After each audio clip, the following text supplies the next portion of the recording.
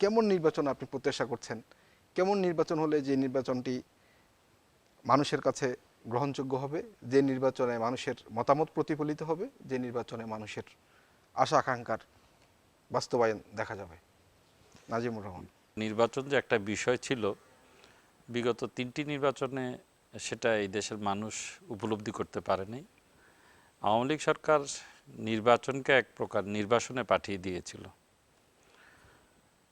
আমরা দীর্ঘ 17 বছর সংগ্রাম করেছি, আন্দোলন করেছি মানুষের অধিকার প্রতিষ্ঠা করার জন্য।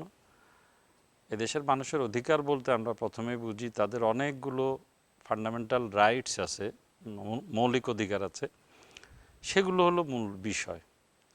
তো এই মৌলিক অধিকারের মধ্যে আমি আমার ভোটটা দিব আমার পছন্দের প্রার্থীকে, এটা কিন্তু আমাদের মৌলিক অধিকারের মধ্যে পড়ে। কিন্তু আওয়ামী লীগের আমলে এই মৌলিক অধিকার থেকে আমরা বঞ্চিত হয়েছিলাম।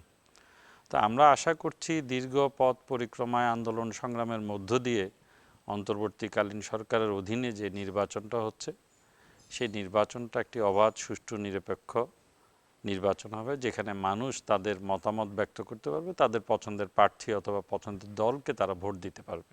এই নির্বাচনটা শুধু একটা একজন ব্যক্তিকে নির্বাচিত করা না অথবা একটা দলকে নির্বাচিত করা না।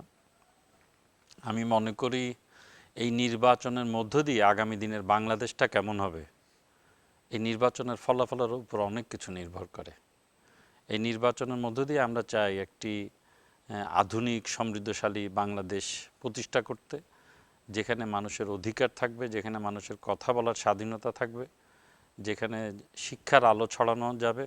একটা উন্নয়নের জন্য যে সমস্ত পরিবেশ দরকার, শিল্প কারখানার প্রতিষ্ঠা, কর্মসংস্থানের ব্যবস্থা করা, বেকারত্ব দূর করা, একইভাবে আমাদের যে আগামী দিনের মা বোনদের যে কিভাবে তারা দেশ পরিচালনায় অংশগ্রহণ করতে পারবেন সেটার একটা বিষয় আছে, বা তাদের যে অধিকার, সে অধিকারটা আমরা কিভাবে সংরক্ষণ করতে পারি, এই সমস্ত অনেকগুলো বিষয় আছে। কৃষকদের একটা বিষয় আছে, কৃষকরা কিভাবে, আমরা হয়তো বা শহরে বসবাস করছি, কৃষি নিয়ে আমরা চিন্তা করছি না, কিন্তু কৃষিটা হলো গিয়ে বাংলাদেশের প্রাণ।